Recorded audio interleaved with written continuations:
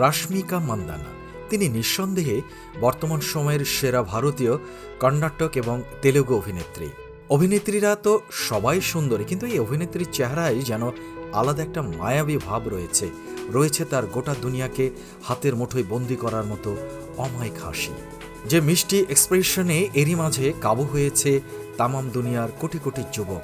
অথচ ফিল্মে তার কোনো ব্যাকগ্রাউন্ডেই ছিল না এই নায়িকার।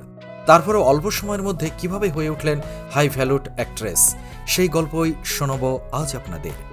রাশমিকা মান্দানা কর্ণাটকের কোডাগু জেলার বিরাজবের শহরে 1996 সালের 5 এপ্রিল জন্মগ্রহণ করেন। তার বাবা একজন স্থানীয় ব্যবসায়ী এবং মা একজন গৃহিণী। রাশমিকা ছাড়াও তার পরিবারে আছে একটি ছোট্ট বোন, যে এখনও তার মায়ের কোলে। সব মিলে খুব সাধারণ এবং ছোট একটি পরিবারে রাশমিকা মান্দানার জন্ম এবং সেই সাথে বেড়ে ওঠা। তার পরিবারে কেউই কখনো সিনেমা কিংবা মিডিয়ার সাথে কোনোভাবেই যুক্ত ছিলেন না। রাশমিকা মাইসোর ইনস্টিটিউটে পড়াশোনার আগে কোডাগো পাবলিক স্কুলে পড়াশোনা করেছেন। এছাড়াও তিনি মনোবিজ্ঞান, সাংবাদিকতা এবং ইংরেজি সাহিত্যে স্নাতক ডিগ্রি অর্জন করেছেন। পড়াশোনার সাথে তিনি মডেলিং করতেন এবং বেশ কয়েকটি বিজ্ঞাপনেও অভিনয় করেছেন। আসলে ছোটকাল থেকেই এবং অভিনয়ের প্রতি ছিল রাশমিকা মান্দানার বিশেষ আকর্ষণ। সে কারণে তিনি স্কুল থেকে কলেজ কিংবা ইউনিভার্সিটির প্রত্যেকটা সাংস্কৃতিক অনুষ্ঠানে নিয়মিত পারফর্ম করতেন। এভাবেই তার অভিনয়ের হাতেখড়ি।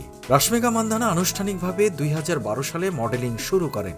একই বছর তিনি ক্লিন অ্যান্ড ক্লিয়ার এবং ফ্রেশ অফ ইন্ডিয়া খেতাব অর্জন করেন। এরপর ক্লিন অ্যান্ড ক্লিয়ারের ব্র্যান্ড অ্যাম্বাসাডর হিসেবে যুক্ত হন। অতঃপর 2014 সালের প্রথম দিকে রাশমিকা মান্দানা সিনেমায় অভিনয়ের প্রস্তাব পেয়ে যান এবং মূলধারায় অভিনয়ের যুক্ত হন।